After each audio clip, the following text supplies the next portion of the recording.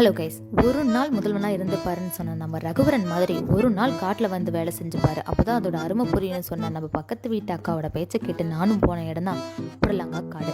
நிஜமாவே நிறைய விஷயங்கள் நான் கற்றுக்கிட்டேன். ஒரு விதை எத்தனை ரகத்தில் இருக்குது, அந்த விதையை போட்டால் எத்தனை மாதத்தில் செடிகள் வளரும், அந்த செடிகளுக்கு எப்படியெல்லாம் உரம் கொடுக்கணும், அதை நம்ம எப்படி பாதுகாக்கணுங்க, நிறையா விஷயத்த எனக்கு அந்த அக்கா சொல்லிக் கொடுத்தாங்க.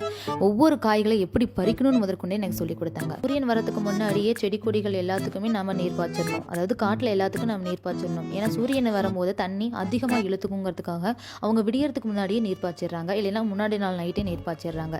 காய்கள் சரியான பதத்தில் இருக்கும் போதே அதை பறிச்சிடணும், இல்லைன்னா முத்திருச்சுன்னா நம்மளுக்கு விலை போகவே போகாது. இந்த முறை விளைச்சல்ல நிறைய புடலங்கா சொத்தையாவே இருந்துச்சு. ஒரு நாளைக்கு ஒரு கிரேடு நாம கொண்டு போய் மார்க்கெட்ல கொடுத்தோம்னா அந்த ஒரு கிரேட்ல 17 கிலோ இருக்கணும். ஆனா ஒரு நாளைக்கு 17 கிலோ வரதே பெரிய விஷயமா தான் இருக்குன்னு சொல்லி சொன்னாங்க. காரணம் என்னன்னா, இந்த முறை புடலங்காயிலேயே புது ரகமான விதையை தான் நான் பயன்படுத்தியிருக்கேன். அதனால தான் இப்படி காய்கள்லாம் சொத்தையா இருக்குன்னு சொன்னாங்க. அந்த விதை என்ன அப்படிங்கிறத என்னுடைய ஃபுல் லென்த் வீடியோவில் நீங்க பார்க்கலாம். இவ்வளோ தூரம் காட்டுக்கெல்லாம் பார்த்து நீர் பாய்ச்சி உரங்கள் எல்லாம் கொடுத்தாலுமே காய்கள்லாம் சொத்தையா வருதுன்னு நினைக்கும் போது ரொம்ப கஷ்டமா இருக்குன்னு அந்த அக்கா சொல்லும் போது கேட்ட எனக்கே ரொம்ப கஷ்டமா இருந்துச்சு.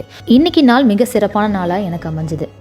வியர்வை துளிகள் தானே தண்ணீராகும், விவசாயியின் உழைப்பு நாட்டு செல்வமாகும், நெல்லும் காயும் என் கனவின் மொழி, நாட்டை வாழ வைக்கும் நான் தான் விவசாயி. இந்த கவிதை எல்லா விவசாயிகளுக்கும் நான் டெடிகேட் பண்றேன்.